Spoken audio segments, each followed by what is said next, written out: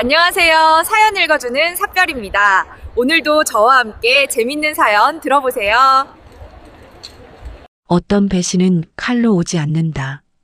따뜻한 손길로 온다. 그것이 더 깊이 베인다. 상처가 날 때도 몰랐고 피가 날 때도 몰랐다. 무언가 이상하다는 것을 느꼈을 때는 이미 다 잃은 뒤였다. 그의 이름은 김정수. 올해 72. 42년간 새벽 5시에 일어난 남자다. 아내 장례를 치르고 돌아온 다음 날에도 국물을 끓였다. 그 남자가 2달 만에 짐짝이 됐다. 웃으면서 도장을 찍었기 때문이다. 그런데 그들은 몰랐다. 그 남자가 20년 전 먹인 국수 한 그릇이 대한민국에서 가장 무서운 청년을 키웠다는 것을.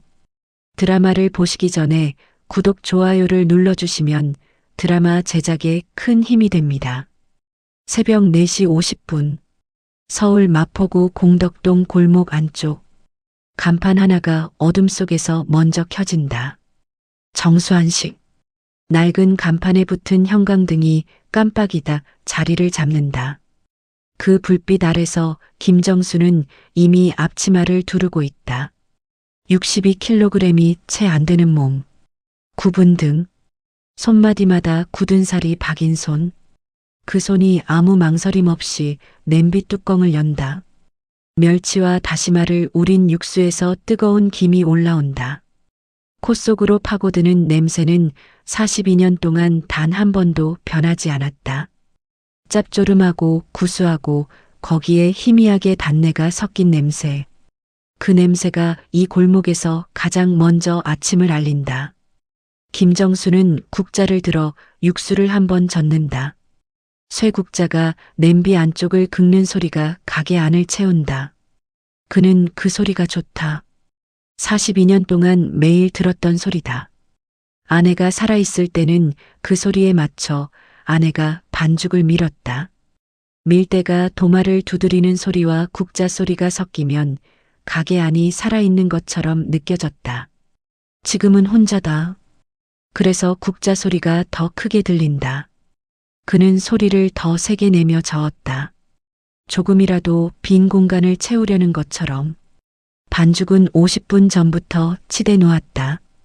밀가루 향이 손에서 올라온다. 송금 사이에 하얗게 밀가루가 끼어 있다. 그는 그것을 닦지 않는다. 장사 시작 전까지 계속 손을 쓸 테니까. 불을 낮추고 뚜껑을 반쯤 덮었다. 그리고 냉장고를 열어 묵은지를 꺼낸다. 지난 가을에 담근 것이다. 빨간 물이 손에 배어 나오는 것도 신경 쓰지 않는다. 칼이 도마에 내려앉는 소리, 신김치 썰리는 소리, 그 소리들이 차례차례 골목 안으로 퍼진다. 새벽 5시였다. 가게 밖에는 아직 사람 하나 없었다. 어둠이 골목을 누르고 있었고 멀리서 청소차 소리만 들렸다. 김정수는 그 시간이 좋았다. 아무도 없는 새벽. 냄새와 소리만 있는 그 시간이 가장 자기답다는 것을 알고 있었다. 그런데 그날은 이상했다. 손이 조금 느렸다. 이유 없이 가슴이 답답했다. 아내 기일이 가까워서인가 싶었다. 아니면 몸이 안 좋은 것인가 싶기도 했다. 그냥 무시했다. 사람이 살다 보면 이유 없이 불안해지는 날이 있다. 그는 그렇게 생각하고 다시 국자를 들었다. 그날로부터 사흘 뒤였다. 아들 민준이 퇴근 후 들어왔다. 반듯한 정장 차림에 넥타이까지 매고 있었다. 그게 먼저 이상했다. 보통은 넥타이를 차에서 풀고 들어오는 아이였으니까. 며느리 서연도 뒤따라 들어왔다. 둘이 뭔가 맞춰온 얼굴이었다. 김정수는 육수 자리를 정리하다 손을 멈췄다. 아버지, 앉으세요. 민준이 먼저 말했다. 뭔가 심각한 이야기를 꺼낼 때 아들은 항상 먼저 앉히고 시작했다. 어릴 때부터 그랬다. 성적표 들고 올 때도 그랬고 대학에 떨어졌을 때도 그랬다. 그러나 이번엔 달랐다. 아들의 눈빛이 미안함이 아니라 준비된 무언가를 담고 있었다. 아버지, 드릴 말씀이 있어요. 김정수는 걸레를 행주거리에 걸고 의자를 끌어당겼다. 말해봐. 민준이 서연을 한번 보더니 입을 열었다. 이제 좀 쉬셔야 할 것 같아요. 김정수는 그 말을 들으며 눈을 가늘게 떴다. 쉬어? 아버지 벌써 72이시잖아요. 이 나이에 새벽마다 일어나시면 몸이 못 버텨요. 민주는 계속 이야기를 이어갔다. 가게 정리 이야기가 나왔다. 건물 이야기도 나왔다. 아버지 명의로 된 것들을 자기 이름으로 넘기면 세금 문제도 해결되고 무엇보다 아버지가 편하게 쉴 수 있다고 했다. 며느리 서연은 내내 미소를 유지했다. 아버님, 제가 다 잘 챙겨드릴게요. 진짜로요. 그녀는 말하면서 김정수의 손을 두 손으로 감쌌다. 따뜻한 손이었다. 부드러운 손이었다. 김정수는 그 온기가 진짜라고 믿었다. 민준이 말을 이어갔다. 세무사와 이미 상의해뒀다고 했다. 증여세 절세 방법도 있다고 했다. 서류는 간단하다고 했다. 아버지가 도장만 찍으면 된다고 했다. 김정수는 잠시 침묵했다. 창밖을 봤다. 골목 안가로등이 깜빡이고 있었다.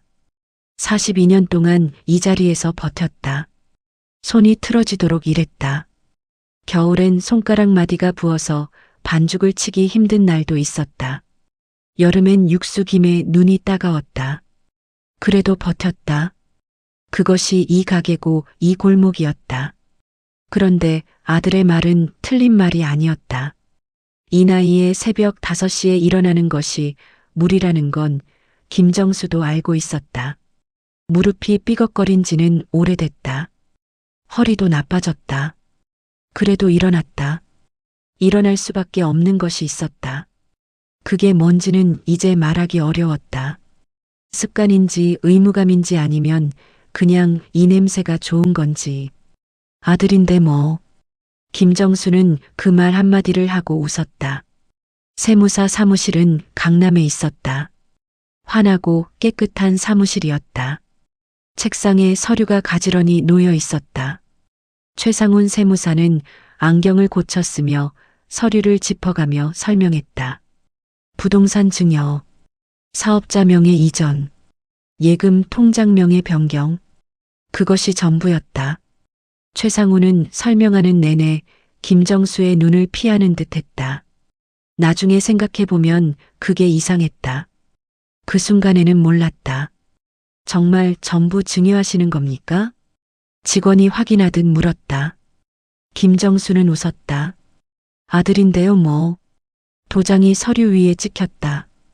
그 소리가 이상하게 크게 들렸다. 쾅, 딱, 쾅, 딱. 서류마다 도장을 찍을 때마다 뭔가 하나씩 사라지는 느낌이었다. 그런데 그때는 그것이 무엇인지 몰랐다. 사무실을 나오면서 민준이 어깨를 두드렸다. 잘하셨어요, 아버지. 서연은 팔짱을 끼며 웃었다. 이제 아버님 편하게 쉬실 수 있겠다. 골목으로 돌아오는 길에 가게 불을 켰다. 간판 형광등이 깜빡이다 켜졌다. 가게 안으로 들어가 국자를 들었다. 냄비는 비어 있었다. 오늘은 일찍 장사를 접었으니까. 빈 냄비 안에서 국자 소리가 울렸다. 텅 빈 소리였다. 김정수는 잠시 그 소리를 들었다. 그리고 국자를 제자리에 걸었다. 그날 밤은 유난히 잠이 빨리 왔다. 좋은 꿈을 꿨다. 아내가 나왔다. 웃고 있었다.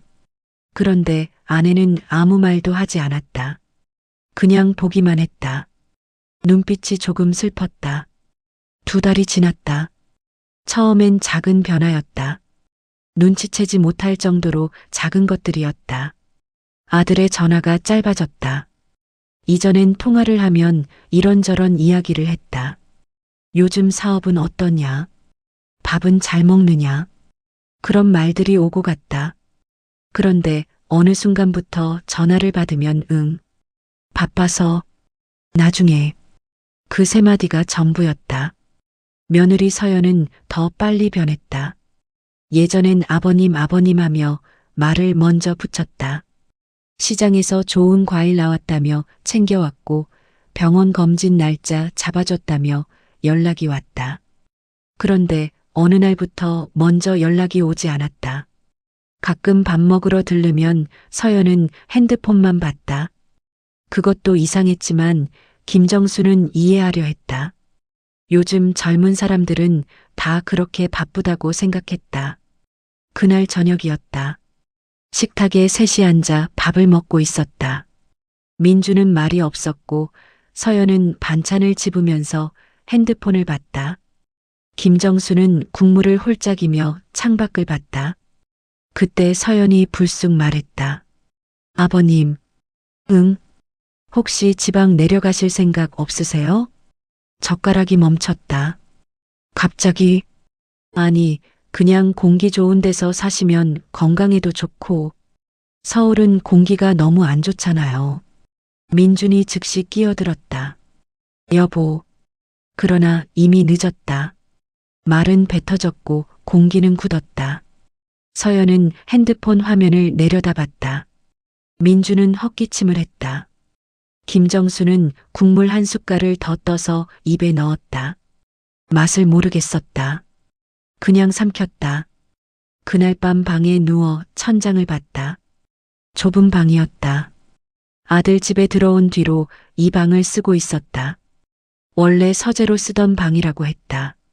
책장을 치우고 이불 하나 폈다.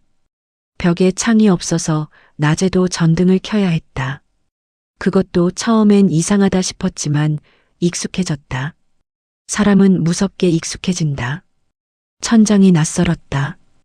52년 가까이 공덕동 가게 2층에서 잤다. 거기 천장엔 얼룩이 하나 있었다. 오래전 빗에서 생긴 얼룩이었다. 그 얼룩을 보면서 잠들었다. 그런데 여기 천장은 흰색으로 반듯하다. 그게 오히려 낯설었다. 눈이 감기지 않았다. 죽은 아내 생각이 났다. 당신은 애 하나 믿고 살지 마요. 살아생전 아내가 했던 말이었다. 왜 그 말이 그때 떠올랐는지 몰랐다. 아내는 민준을 아끼지 않아서 그 말을 한 게 아니었다. 오히려 너무 아꼈다. 그런데도 그 말을 했다. 그때 김정수는 웃으며 넘겼다. 아들밖에 없는데 아들 안 믿으면 뭘 믿냐고 했다. 아내는 더 말하지 않았다. 그냥 고개를 돌렸다. 그 표정이 지금 생각났다. 슬픈 표정도 아니었고 화난 표정도 아니었다. 그냥 무언가를 알고 있는 표정이었다. 그게 지금 더 무섭게 느껴졌다. 닷새 뒤였다. 민준이 술 냄새를 풍기며 들어왔다. 늦은 밤이었다. 김정수는 부엌에서 물을 마시다 마주쳤다. 민준의 눈이 풀려 있었다. 그러나 이상하게 움직임은 또렷했다. 손에 서류 봉투 하나를 들고 있었다. 아버지, 응? 이제 집 대출 문제 때문에 그런데 주소 이전 좀 하셔야 할 것 같아요. 서류 봉투가 식탁 위에 툭 떨어졌다. 김정수는 그것을 내려다봤다. 손이 떨렸다. 손이 왜 떨리는지 몰랐다. 나가라는 거냐? 민주는 한숨부터 쉬었다. 왜 그렇게 말씀하세요? 잠깐 지방 내려가 계시면 된다니까요. 요즘 다 그렇게 해요. 요즘 다 그렇게 한다는 말이었다. 그 말이 이상하게 귀에 박혔다. 요즘 다 그렇게 한다. 부모 내보내는 일이 요즘엔 다 하는 일이 됐다. 김정수는 아무 말도 못했다. 서류 봉투만 봤다. 오래 봤다. 어디로? 충청도요. 작은 집인데 공기도 좋고 조용해요. 내 가게는. 민준이 잠깐 눈을 피했다. 제가 잘 관리할게요, 아버지. 그 말이 끝나는 순간이었다. 아내 영정 사진이 떠올랐다. 마포구 가게 2층 벽에 걸려 있는 사진. 연두색 저고리를 입고 웃고 있는 사진. 그 옆에 김정수가 20대에 만든 첫 번째 국자를 걸어뒀다. 42년 된 국자. 이제 그것도 자기 것이 아니었다. 그래. 김정수는 그 한마디를 하고 방으로 들어갔다. 방문을 닫고 전등 스위치에 손을 올렸다. 그런데 켜지 않았다. 어둠 속에 서 있었다. 얼마나 서 있었는지 모른다. 천장이 어두워서 아무것도 보이지 않았다. 그게 오히려 편했다. 눈물이 흐를 것 같아서 흐르기 전에 삼켰다. 사내가 우는 꼴을 보이지 않으려는 게 아니었다. 눈물이 나면 정말로 끝난 것 같아서 무서웠다. 충청도로 내려가는 날이었다. 아들 차가 아니었다. 아들이 바쁘다고 해서 버스를 탔다. 짐은 캐리어 하나였다. 42년 동안 살아온 것들을 캐리어 하나에 다 넣었다. 아내 영정사진은 챙겼다. 국자는 챙기지 못했다. 가게에 걸려 있었는데 가져오지 말라는 말은 없었지만 왠지 가져오면 안 될 것 같았다. 그냥 걸어뒀다. 버스가 출발하는 동안 김정수는 창밖을 봤다. 공덕동 골목이 멀어졌다.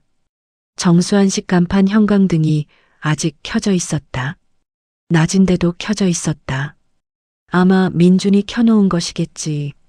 아니면 끄는 것을 몰라서인지. 그 불빛이 작아졌다가 사라졌다. 버스는 고속도로로 올라섰다. 2시간 반이 걸렸다. 내린 곳은 충청남도 예산군 어딘가의 작은 버스 정류장이었다. 민준이 말한 집은 거기서 택시로 15분 더 들어간 곳이었다. 기사가 주소를 보더니 고개를 갸웃했다. 거기 창고 아닌가요? 창고요? 거기 오래 비어 있던 데라서요. 창고였다. 들어서는 순간 알았다. 마당이 풀로 뒤덮여 있었다. 현관문이 쇠로 돼 있었다. 문을 여는데 삐걱 소리가 났다. 안으로 들어서자마자 곰팡이 냄새가 확 올라왔다. 벽 아랫부분이 검게 변해 있었다. 장마물이 든 것이었다. 보일러 스위치를 켰더니 이상한 소리가 났다. 누군가 오래전에 손을 봤겠지 싶었지만 온기는 나오지 않았다. 화장실은 밖에 있었다. 마당 한쪽 구석에 슬레이트 지붕 달린 작은 건물이었다. 그게 화장실이었다. 밤에 일어나면 마당을 걸어야 한다는 뜻이었다. 김정수는 짐을 바닥에 내려놓고 방 한가운데 서 있었다. 아무 말도 나오지 않았다. 뭔가를 욕하고 싶은 마음도 없었다. 그냥 멍했다. 가져온 캐리어를 열어 아내 영정 사진을 꺼냈다. 방 안 어디에 걸 곳이 없어서 창틀에 세워뒀다. 아내가 웃고 있었다. 연두색 저고리가 형광등 빛 아래서 낡아 보였다. 사진 자체가 오래됐으니까. 당신 이런 데 보면 뭐라 하겠어. 혼자 중얼거리고 전기장판을 폈다. 캐리어 안에서 꺼낸 것이었다. 가장 먼저 챙긴 것이 전기장판이었다. 충청도 시골은 밤에 춥다는 걸 알고 있었으니까. 장판 위에 이불을 깔고 누웠다. 천장이 낮았다. 얼룩이 여러 개였다. 아들 집 천장과 달리 얼룩투성이었다. 그런데 이상하게 그 천장이 더 편했다. 공덕동 가게 2층 천장이랑 비슷했다. 눈물이 났다. 참으려다 그냥 뒀다. 이제 볼 사람도 없으니까. 사흘이 지났다. 닷새가 지났다. 민준에게 전화를 했다. 아버지, 회의 중이야. 언제 시간 돼? 나중에 전화할게. 나중에 전화는 오지 않았다. 다음 날 다시 했다. 아버지 왜 자꾸 그러세요? 바쁘다니까. 바쁜 거 알아. 그냥 목소리 듣고 싶어서. 침묵이 잠깐 있었다. 그리고 민준이 말했다. 가게는 잘 돌아가고 있어요. 걱정 마세요. 가게 이야기를 한 게 아니었는데. 김정수는 전화를 끊었다. 서연에게도 해봤다. 받지 않았다. 문자를 보냈더니 이모티콘 하나가 왔다. 웃는 얼굴 이모티콘이었다. 그게 전부였다. 한 달이 지났다. 2달이 지났다. 혼자 먹고 혼자 잤다. 마을 슈퍼에서 라면이나 즉석밥을 샀다. 가끔 김치찌개를 끓였다. 국자가 없어서 큰 숟가락으로 저었다. 그 숟가락이 이상하게 가벼웠다. 국자 무게가 그리웠다. 쇠소리가 그리웠다. 어느 날은 마트에 갔다. 읍내까지 버스를 타고 나갔다. 뭔가 제대로 된 걸 먹어야 할 것 같아서였다. 채소도 좀 사고 두부도 사고 달걀도 사려고 했다. 그런데 라면 하나를 들다가 갑자기 눈앞이 캄캄해졌다. 어지럽다는 생각이 드는 순간 바닥이 왔다. 깨어나 보니 천장이 하했다. 병원이었다. 작은 의원이었다. 의사가 보였다. 50대쯤 돼 보이는 남자였다. 차트를 보면서 말했다. 영양실조 오셨네요. 그 말을 듣는 순간 웃음이 나왔다. 42년 동안 한식당 주방장으로 살았던 사람이 영양실조라니. 기가 막혔다. 웃음이 나오다가 금방 멈췄다. 혼자 사세요? 네. 의사는 더 묻지 않았다. 처방전을 써줬다. 영양제, 수액, 소화제. 김정수는 그것들을 받아들고 계산대 앞에 섰다. 주머니에 돈이 얼마 없었다. 가져온 현금이 거의 바닥났다. 민준에게 생활비 이야기를 아직 못했다. 아니, 하려다 말았다. 전화를 끊어버리는 아들에게 돈 이야기를 꺼내기가 싫었다. 지갑을 열었다. 제가 할게요. 뒤에서 목소리가 들렸다. 돌아봤다. 30 중반쯤 돼 보이는 청년이었다. 검은 정장을 입고 있었다. 넥타이도 맸다. 이런 시골 의원에 어울리지 않는 차림이었다. 청년이 카드를 내밀며 계산했다. 의사와 직원은 아는 사람인 듯 그냥 받았다. 괜찮습니다. 제가 낼 수 있어요. 됐습니다, 사장님. 청년이 말했다. 사장님. 그 단어가 이상하게 걸렸다. 이 청년이 자신을 아는 것이었다. 나를 아는 사람이요? 청년이 잠깐 멈추더니 김정수를 봤다. 눈빛이 낯익었다. 어디서 봤는지 생각이 나지 않았다. 분명히 어딘가서 본 눈빛이었다. 청년의 눈이 조금 붉어졌다. 목이 올라오는 것을 삼키는 것이 보였다. 20년 전이요. 겨울마다 사장님 가게 앞에서 서성이던 학생입니다. 머리가 멍해졌다. 20년 전, 겨울, 가게 앞, 서성이는 학생. 눈앞에 그림이 그려졌다. 마포구 공덕동 골목. 겨울 저녁. 형광등빛 아래. 찢어진 운동화를 신고 가게 앞을 왔다 갔다 하는 남학생. 배고픈 눈으로 국수 냄새를 맡던 아이. 중학교 2학년쯤 돼 보였다. 김정수는 그 아이를 가게 안으로 불렀다.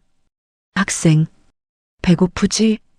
아이가 고개를 젓다가 끄덕였다. 그래서 국수를 끓였다. 멸치 육수에 소면을 넣고 계란을 하나 얹었다. 아이는 그걸 순식간에 비웠다. 그 겨울 내내 왔다. 올 때마다 국수를 줬다. 돈은 받지 않았다. 어느 해봄이 지나고 아이가 오지 않았다. 그냥 안 오는가 보다 했다. 그게 다였다. 이준혁? 청년이 말했다. 제 이름입니다. 그때 사장님이 먹여주신 덕에 지금까지 살았습니다. 그 말을 듣는 순간 참았던 것들이 한꺼번에 올라왔다. 눈이 뜨거워졌다. 청년도 고개를 숙이며 울먹였다. 그때 사장님 아니었으면 저 없었을 겁니다. 한 남자가 조용히 무너졌다. 의원 안이 고요했다. 의사도 직원도 말이 없었다. 창밖에서 바람이 지나가는 소리만 들렸다. 그런데 김정수는 몰랐다. 이 청년이 어떤 사람이 됐는지를, 그리고 그 청년의 존재가 아들 민준의 인생을 어떻게 뒤흔들 것인지를. 이준혁은 준혁건설 대표이사였다. 35세 중견 건설사를 이끄는 사람이었다. 그가 건설업에 뛰어든 건 우연이 아니었다. 집 없는 서러움을 알기 때문에 집을 짓고 싶었다고 했다. 회사 명패에 새긴 사명은 단 하나였다. 사람이 살아야 할 곳. 그걸 짓는다. 의원을 나오면서 이준혁은 자신의 차로 김정수를 바래다 줬다. 창고 같은 집 앞에 차가 멈추자 이준혁이 굳은 표정으로 안을 들여다봤다. 여기서 사십니까? 응. 얼마나 됐습니까? 2달. 이준혁이 아무 말도 하지 않았다. 그냥 집을 봤다. 오래 봤다. 그러다 고개를 돌렸다. 내일 오겠습니다. 그 말 한마디를 하고 돌아섰다. 김정수는 그 뒷모습을 봤다. 뭔가를 다짐하는 사람의 뒷모습이었다. 그날 밤이었다. 옆집 할머니가 문을 두드렸다. 조옥순이었다. 68세. 혼자 사는 사람이었다. 평생 이 마을에서 혼자 살았다고 했다. 처음 왔을 때 인사를 했지만 그게 다였다. 그런데 오늘은 찌개 냄비를 들고 왔다. 아까 병원 차에서 내리는 거 봤어. 이거 먹어. 아, 괜찮아요. 괜찮긴 뭐가 괜찮아. 안색이 흙빛이잖아. 조옥수는 말이 거칠었다. 그냥 들어와서 냄비를 가스레인지에 올렸다. 그리고 둘러보더니 혀를 찼다. 이런 데서 어떻게 사냐? 사람 살만해요. 눈이 먼 거야. 아니면 마음이 먼 거야. 김정수는 웃었다. 오랜만에 제대로 웃었다. 조옥수는 찌개를 그릇에 담아주고 수저를 챙겨줬다. 그리고 앉아서 뭔가 말을 하려다 멈췄다. 그냥 찌개 그릇을 보며 앉아 있었다. 김정수도 말하지 않았다. 그냥 먹었다. 된장찌개였다. 간이 딱 맞았다. 시골 된장 냄새가 났다. 집에서 담근 것이었다. 자꾸 생각나는 맛이었다. 맛있네요. 그렇지. 내가 잘 담가. 조옥순이 처음으로 조금 웃었다. 그날 밤 두 사람은 아주 오래 앉아 있었다. 말이 많지 않아도 불편하지 않았다. 오래 혼자 산 사람끼리만 아는 침묵의 온도가 있었다. 다음 날 아침이었다. 이준혁이 왔다. 인부를 2명 데리고 왔다. 보일러를 고쳤다. 화장실 방수 처리를 했다. 창문 틈에 단열재를 채웠다. 김정수는 막으려 했지만 이준혁이 듣지 않았다. 제가 할 수 있는 게 이거라서요. 그게 다였다. 인부들이 움직이는 동안 이준혁은 마당 한쪽에 서서 전화를 했다. 낮은 목소리로 짧게 말하고 끊었다. 그 눈빛이 뭔가를 처리하는 사람의 눈빛이었다. 점심 무렵 이준혁이 다가왔다. 사장님, 한 가지 여쭤봐도 됩니까? 뭐요? 가게 어떻게 하셨습니까? 잠깐 침묵이 왔다. 아들한테 넘겼어. 가게만요? 건물도, 통장도, 다. 이준혁의 표정이 굳었다. 눈빛이 달라졌다. 그 변화가 빨랐다. 김정수는 그 눈빛을 잘 몰랐다. 그러나 이준혁은 알고 있었다. 자신이 이 상황을 알아야 하는 이유를, 그리고 자신이 할 수 있는 일이 무엇인지를. 사장님, 혹시 민중건설 들어보셨습니까? 민중건설? 김민준 씨가 운영하는 부동산 개발 회사입니다. 김정수는 멈췄다. 민준이 건설 회사를 해? 이준혁이 잠깐 눈을 감았다가 떴다. 무언가를 결심한 눈빛이었다. 제가 그 회사 투자자입니다. 30억을 넣었습니다. 공기가 이상해졌다. 김정수는 이준혁을 봤다. 그게 무슨 말이요? 이제부터 드릴 말씀이 있습니다, 사장님. 그날 오후 내내 이야기가 이어졌다. 마당에 플라스틱 의자 2개를 놓고 앉았다. 조옥순이 보리차를 끓여다 줬다. 이준혁은 천천히 말했다. 김정수는 들었다. 중간에 한 번도 끊지 않았다. 이야기가 끝났을 때 마당이 어두워져 있었다. 해가 기울어 있었다. 보리차 잔은 식어 있었다. 김정수는 오랫동안 아무 말도 하지 않았다. 마당 풀들이 바람에 흔들렸다. 그 아이가 그랬어. 혼잣말이었다. 이준혁이 들었지만 대답하지 않았다. 사람이 오래 믿었던 것이 무너질 때는 소리가 나지 않는다. 그냥 가라앉는다. 조용하게, 천천히. 그것이 더 오래 남는다. 서울 마포구 공덕동 골목이었다. 이준혁이 혼자 왔다. 정수환 식 앞에 섰다. 간판이 바뀌어 있었다. 정수환 식이 없었다. 민준부동산이라는 새 간판이 붙어 있었다. 유리창 안으로 보이는 내부도 달랐다. 국자가 걸렸던 벽에 인테리어 선반이 박혀 있었다. 가게 한쪽 구석에 복숭아 박스가 쌓여 있었다. 어수선했다. 이준혁은 잠깐 서 있었다. 그리고 안으로 들어갔다. 직원 한 명이 있었다. 이준혁을 보더니 일어섰다. 대표님, 어떻게 오셨습니까? 이준혁은 돌아다니며 가게를 살폈다. 주방이 있던 자리는 서류 선반이 됐다. 오래된 탁자는 없어졌다. 냄새가 달랐다. 종이 냄새와 플라스틱 냄새가 섞여 있었다. 국물 냄새가 없었다.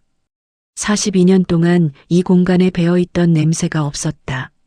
벽을 봤다. 국자가 걸렸던 자리에 못자국만 남아 있었다. 국자는 어디 있습니까? 직원이 어리둥절한 표정을 지었다. 국자요? 예전에 이 벽에 걸려있던 국자. 직원은 모르겠다는 듯 어깨를 으쓱했다. 이준혁은 더 묻지 않았다. 가게를 나와 바로 통화를 했다. 서류 확인했어? 보자 직원이 준비한 자료가 있었다. 이준혁은 차 안에서 그것을 펼쳤다. 김정수 명의의 건물이 민준 명의로 이전된 날짜. 이전 후 건물을 담보로 한 대출 이력. 금액은 30억이었다. 그 30억이 민중건설로 들어갔다. 그리고 민중건설은 그 돈으로 경기도 화성의 개발 사업 부지를 매입했다. 그런데 그 부지에 문제가 있었다. 토지 용도가 이미 다른 용도로 묶여 있었다. 개발 인허가가 나지 않는 땅이었다. 담당 공무원이 작년에 바뀌면서 이전 사업자가 구두로 받아뒀다던 확답이 휴지 조각이 됐다. 민주는 그걸 알고 있었다. 이미 넉 달 전부터 알았다. 그런데 이준혁에게는 알리지 않았다. 투자금 30억은 사실상 묶인 상태였다. 건물 담보대출 이자가 쌓이고 있었다. 민준의 사업은 실질적으로 이미 기울어져 있었다. 이준혁은 서류를 덮었다. 그 다음 날이었다. 최상훈 세무사에게 연락이 갔다. 이준혁 측 법률 대리인이 직접 찾아갔다. 도움 주시면 됩니다. 증여 당시 서류 일체를요. 최상훈은 처음엔 거부했다. 그러나 이미 그의 표정엔 오래된 양심이 들끓고 있었다. 서류에 도장이 찍히던 날, 김정수가 웃으며 아들인데요. 뭐라고 했던 그 장면이 가슴 안에서 지워지지 않았다. 그날 이후로 밥맛이 없었다. 그것이 사실이었다. 드리죠. 최상훈이 파일을 열었다. 손이 조금 떨렸다. 잘못됐다는 것을 알면서도 묵인한 사람의 손이 늦게 떨렸다. 파일 안에는 증여 당시 민준이 제출한 서류들이 있었다. 그 안에 이상한 것이 있었다. 증여 전날 밤 민준이 추가로 요청해서 넣은 특약 조항이었다. 그 조항은 아버지 명의의 예금 통장까지 자동 이전이 가능하도록 설계돼 있었다. 증여세 절세 명목이었지만 실질적으로는 아버지가 돌아오더라도 재산을 되돌리기 어렵게 만든 장치였다. 이준혁은 그 서류를 받아들고 오래 봤다. 그리고 법률 대리인에게 말했다. 소송 준비합시다. 같은 시각 서울 강남에 있는 박서연의 홈 스튜디오였다. 서연은 카메라 앞에 앉아 있었다. 조명이 3개였다. 배경에 하얀 꽃과 소품이 가지런히 꽂혀 있었다. 촬영 보조 직원이 카운트다운을 했다. 3, 2, 1, 시작. 서연의 표정이 달라졌다. 자연스럽게 웃었다. 자신감 있게 말을 시작했다. 여러분, 오늘은 시아버지 생신 상 차리는 법을 알려드릴게요. 저는 시아버지가 시골에서 건강하게 지내시는 게 너무 다행이에요. 공기 좋은 데서 편히 쉬시라고 보내드렸거든요. 효도가 따로 없죠? 댓글이 달렸다. 대부분 칭찬이었다. 진짜 효부다. 좋은 며느리다. 시아버지 복이 많다. 서연은 그 댓글들을 보면서 웃었다. 진짜 웃음인지 카메라용 웃음인지 본인도 잘 몰랐다. 그 시각 충청도였다. 김정수의 건강이 나빠지고 있었다. 보일러가 고쳐진 덕에 방은 따뜻해졌지만 몸은 회복되지 않았다. 영양제를 먹어도 기운이 없었다. 조옥순이 매일 와서 밥을 챙겼다. 이준혁도 사흘에 한 번씩 들렀다. 그날 오후였다. 민준에게서 전화가 왔다. 오랜만에 전화였다. 아버지. 응. 그 청년이랑 엮이지 마세요. 무슨 청년? 이준혁이요. 그 사람이랑 무슨 얘기하는 거예요? 전화 너머 민준의 목소리는 낮고 조급했다. 부탁이라기보다 경고에 가까운 목소리였다. 그 사람 조심하세요. 아버지한테 접근하는 이유가 있을 거예요. 이준혁이가 내 은혜 입은 아이야. 걔가 왜? 은혜요? 아버지. 사람이 변해요. 사업하면 다 달라진다고요. 잠깐의 침묵이 흘렀다. 김정수는 창밖을 봤다. 마당에 바람이 지나갔다. 민준아. 왜요? 네가 나한테 했던 것처럼? 전화가 끊겼다. 아들이 먼저 끊었다. 김정수는 전화기를 내려다봤다. 화면이 꺼져 있었다. 손이 조금 떨렸다. 화가 난 건지 슬픈 건지 몰랐다. 둘 다인 것 같았다. 그날 저녁이었다. 몸이 더 안 좋았다. 머리가 무겁고 속이 울렁거렸다. 조옥순이 죽을 끓여왔다. 색이 왜 이래? 병원 가야겠는데. 괜찮아요. 안 괜찮아 보이는데. 그날 밤 김정수는 일어나지 못했다. 새벽에 조옥순이 문을 두드리다 들어왔다. 이마가 뜨거웠다. 열이 많이 올라 있었다. 조옥수는 바로 이준혁에게 연락했다. 새벽 2시였다. 이준혁의 차가 마을에 들어왔다. 서울에서 2시간 반을 달려왔다.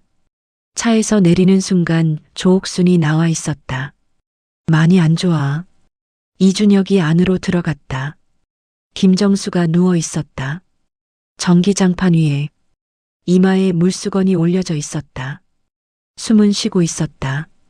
천천히 들이쉬고 내쉬었다. 이준혁은 그 옆에 무릎을 꿇고 앉았다. 한참을 봤다. 그리고 손을 잡았다. 차갑고 거친 손이었다. 42년 동안 국자를 쥐어온 손이었다. 사장님. 대답이 없었다. 이준혁은 손을 놓지 않았다. 조옥순이 뒤에서 보다 등을 돌렸다. 눈물이 나는 것을 보이지 않으려는 것이었다. 이준혁은 그날 밤 새벽 내내 그 자리에 있었다. 날이 밝을 때까지. 3일 뒤였다. 서울 민중건설 사무실이었다. 이준혁이 들어왔다. 혼자였다. 민준이 자리에서 일어나며 웃으며 손을 내밀었다. 그러나 이준혁은 손을 잡지 않았다. 앉아요. 대표님, 어떻게 오셨어요? 연락도 없이. 할 말이 있어서요. 둘이 마주 앉았다. 이준혁이 파일을 꺼내 탁자 위에 놓았다. 이게 뭔지 알죠? 민준이 파일을 봤다. 얼굴이 굳었다. 어디서 났어요? 중요한 게 아니에요. 내가 30억을 투자했는데 아버님 담보대출금을 섞어서 운영했다는 게 중요하죠. 그건 자금 운영 방식이고 화성부지 인허가 안 나는 거 넉 달 전부터 알고 있었죠. 민준의 목이 굳었다. 나도 알아요. 해결하려고 노력 중이에요. 아버님은요? 잠깐의 침묵이 흘렀다. 아버님이 지금 충청도 창고에서 열이 39도까지 올라가 쓰러지셨어요. 영양실조로 한 번 쓰러지셨고 이번이 두 번째예요. 민준이 눈을 감았다. 내가 30억 투자 철회할 거예요. 그 전에 한 가지 제안합니다. 무슨 제안? 증여 취소 소송? 같이 하죠. 민준의 눈이 열렸다. 충격이 지나갔다. 그게 무슨 말이에요? 아버님이 아버님 재산 되찾을 수 있도록 내가 법적으로 도울게요. 그리고 화성부지건은 내가 직접 처리할 수 있어요. 인허가 문제 해결 루트가 있어요. 단 조건이 있어요. 뭔데요? 아버님 데리러 직접 내려가요. 그리고 직접 무릎 꿇어요. 민준이 아무 말도 하지 않았다. 이준혁은 자리에서 일어섰다. 사흘 드릴게요. 이준혁이 나갔다. 민준은 혼자 사무실에 남았다. 탁자 위에 파일이 놓여 있었다. 창밖에 서울이 보였다. 아무 소리도 들리지 않았다. 민준은 그날 밤 거실에 혼자 앉아 있었다. 서연은 촬영 때문에 스튜디오에 있었다. 집안이 조용했다. 냉장고 소리만 났다. 민준은 핸드폰을 들었다. 아버지 번호를 불렀다. 눌렀다가 껐다. 다시 눌렀다가 껐다. 그렇게 3번을 했다. 그러다 핸드폰을 탁자에 엎어놨다. 눈을 감았다. 어린 시절 장면 하나가 떠올랐다. 아마 초등학교 4학년쯤이었을 것이다. 겨울이었다. 가게 문을 열고 들어가면 육수 냄새가 확 났다. 그 냄새가 그때는 조금 창피했다. 친구들이 자기 아버지 직업을 말할 때 자기 아버지는 한식당 사장이라는 게 좀 부끄러웠다. 그런데 추운 날 가게 안으로 들어가면 아버지가 국자를 들고 있었다. 그 모습이 어린 민준의 눈에 가장 따뜻한 것이었다. 겨울 새벽에도 거기 있는 사람, 자기가 춥거나 배고프지 않게 거기 있는 사람, 그걸 잊어버린 것이 언제부터였는지 몰랐다. 서서히였다. 서서히 잊어버렸다. 눈을 뜨니 핸드폰 화면이 꺼져 있었다. 민주는 일어나 재킷을 입었다. 서연이 촬영을 마치고 들어온 것은 자정이 넘어서였다. 거실에 민준이 없었다. 방에도 없었다. 주방에도 없었다. 다시 거실로 나오다 탁자 위에 메모가 있는 것을 봤다. 아버지한테 가요. 서연은 그 메모를 보고 한참 서 있었다. 손에 카메라 가방을 들고 있었다. 메모를 내려다봤다. 다시 읽었다. 3번 읽었다. 그리고 의자에 앉았다. 핸드폰을 꺼냈다. 자신의 채널에 들어갔다. 마지막으로 올린 영상이 재생됐다. 시아버지 생신 상 차리는 법. 댓글이 4,000개가 넘었다. 칭찬 댓글들이 가득했다. 서연은 그 영상을 눈을 뜨고 봤다. 자신이 웃으며 말하는 것을 봤다. 공기 좋은 데서 편히 쉬시라고 보내드렸거든요. 화면을 껐다. 오래 앉아 있었다. 충청도 창고 앞이었다. 새벽 4시였다. 민준의 차가 멈췄다. 마당에 조옥순이 나와 있었다. 이준혁도 마당 한쪽에 있었다. 둘이 민준을 봤다. 아무 말도 없었다. 민준이 차에서 내렸다. 아버지 집 문이 보였다. 창문 안에 불이 켜져 있었다. 아버지가 아직 자고 있을 시간이었다. 문 앞으로 걸어갔다. 이준혁이 옆에 왔다. 혼자 들어가요. 이준혁이 말했다. 민주는 문을 두드렸다. 안에서 소리가 났다. 천천히 일어나는 소리. 발소리. 문이 열렸다. 김정수가 나왔다. 이불 자락을 한 손에 쥐고 있었다. 눈이 덜 뜨여 있었다. 아들을 봤다. 오래 봤다. 아무 말도 하지 않았다. 민준이 고개를 숙였다. 그리고 무릎을 꿇었다. 새벽 마당 흙 위에 무릎을 꿇었다. 아버지. 목이 막혔다. 더 말이 안 나왔다. 고개를 들지 못했다. 김정수는 그 아들을 내려다봤다. 굽은 등이 더 굽어 있었다. 44살 먹은 아들이 마당 흙에 무릎을 꿇고 있었다. 김정수는 천천히 내려앉았다. 무릎이 삐걱거렸다. 아들 앞에 쪼그려 앉았다. 손을 뻗어 아들 머리를 잡았다. 이놈아. 그게 다였다. 두 남자가 새벽 마당에 있었다. 조옥수는 등을 돌렸다. 이준혁은 하늘을 봤다. 별이 몇 개 남아 있었다. 동쪽이 조금 밝아오고 있었다. 법정은 차가웠다. 증인석에 최상훈이 앉았다. 손이 떨렸다. 그러나 목소리는 떨리지 않았다. 증여 당일 저는 특약 조항의 실질적 내용을 충분히 고지하지 않았습니다. 제 직업적 의무를 다하지 못했습니다. 상대 변호인이 즉시 이의를 제기했다. 판사가 받아들이지 않았다. 서연의 채널 영상이 증거로 제출됐다. 시아버지 생신 상차리는 영상이 아니었다. 촬영 전 대기 중 실수로 켜진 카메라에 잡힌 영상이었다. 서연이 통화하는 장면이었다. 친구에게 전화한 것이었다. 응, 드디어 내려보냈어. 이제 집이 우리 거야. 아, 좀 미안하긴 한데 어쩔 수 없잖아. 살아야지. 그 영상이 법정에서 재생됐다. 서연은 방청석에 있었다. 고개를 들지 못했다. 김정수의 법률 대리인이 최종 진술을 했다. 증여 당시의 상황. 아버지의 자발적 의지가 아닌 유도에 의한 증여. 특약 조항의 은폐. 담보대출의 무단 활용. 하나씩 정리됐다. 판결이 나왔다. 증여 무효. 건물과 가게와 통장. 원상회복. 민주는 판결문을 받아들고 한동안 고개를 들지 못했다. 서연이 채널을 닫은 건 판결 다음 날이었다. 아무 공지도 없이 영상 전부를 내렸다. 댓글이 쏟아졌다. 어떻게 됐냐? 왜 닫았냐? 서연은 그 댓글들을 읽지 않았다. 핸드폰을 끄고 혼자 앉아 있었다. 오래 앉아 있었다. 그리고 전화를 했다. 아버님, 죄송합니다. 한마디였다.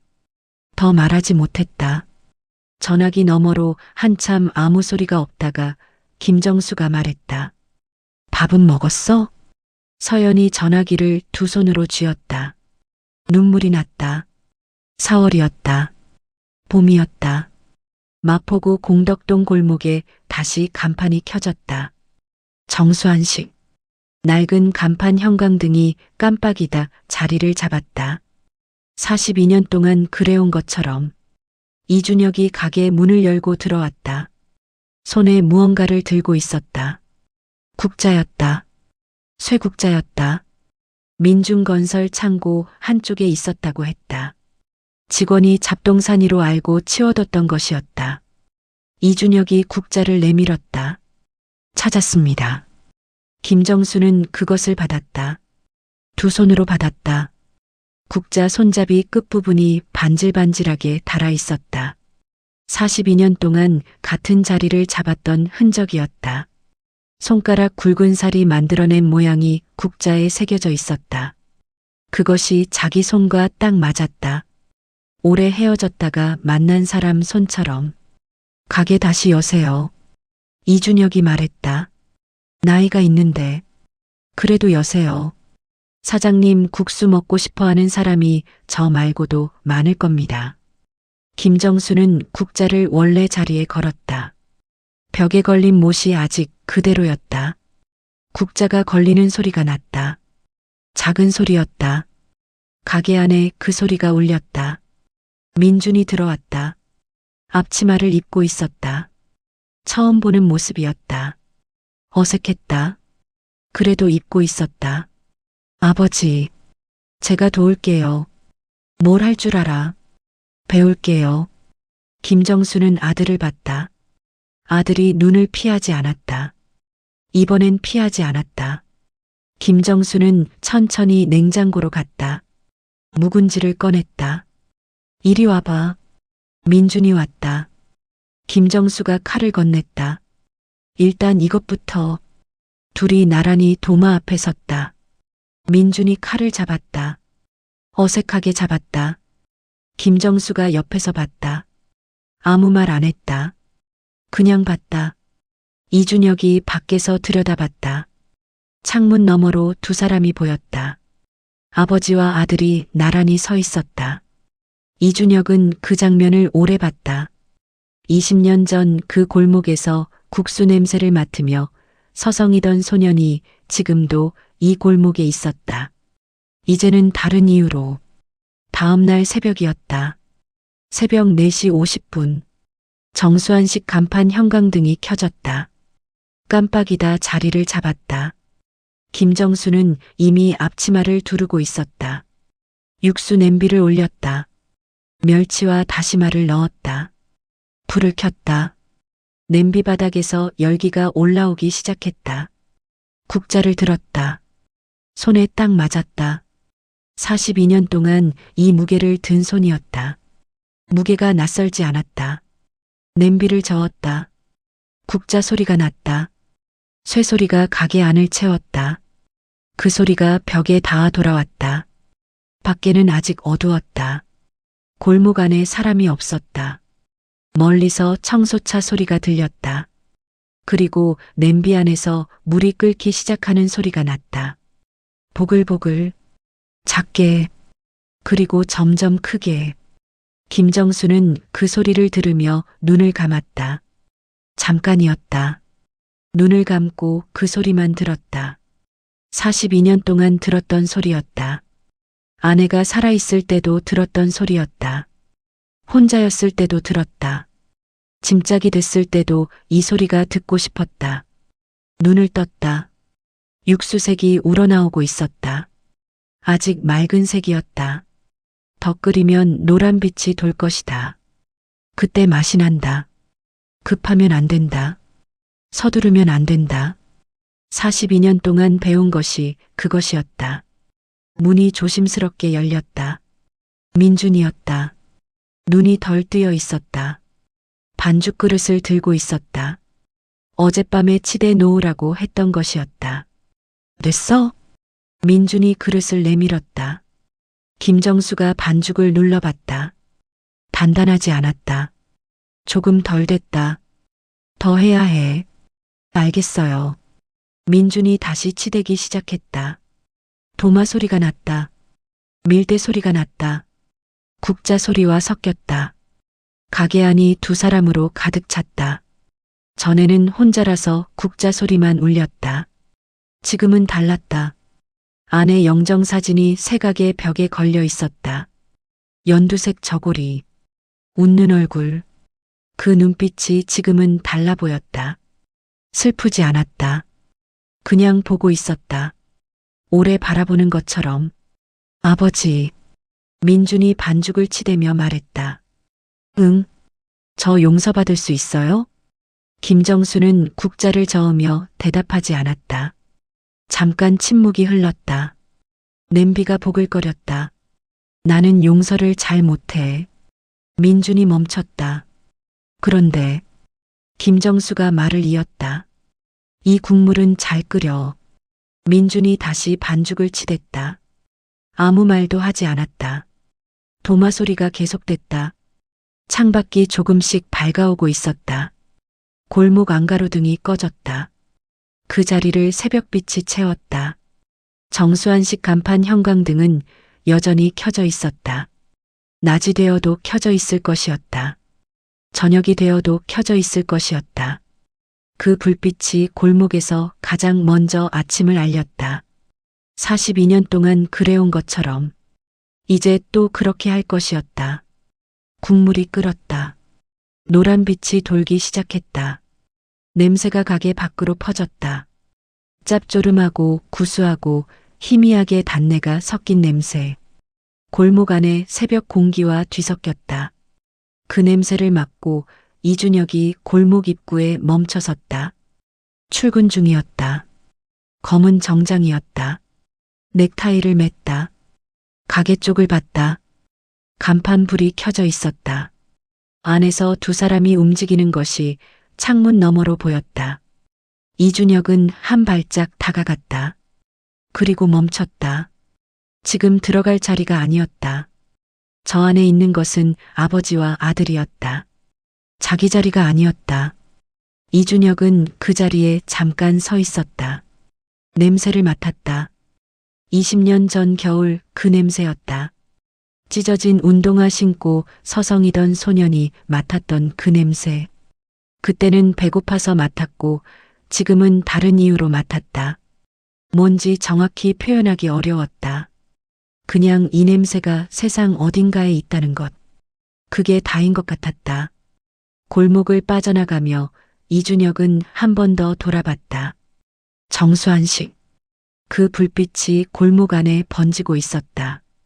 작은 불빛이었다. 그런데 유난히 밝았다. 42년이 지나도 새벽은 온다. 국자 소리는 멈추지 않는다. 누군가 배고픈 사람이 있는 한 그 국물은 계속 끓을 것이다. 댓글로 드라마 출연자들에게 한 말씀씩 해주시면 여러분의 의견을 다음 드라마에 반영하겠습니다. 구독과 좋아요, 따뜻한 댓글로 함께 해주세요. 오늘도 저와 함께 시청해주셔서 감사합니다. 댓글에 자신의 나이를 적어주시고 좋아요와 구독 눌러주시면 행복한 하루가 되실 겁니다.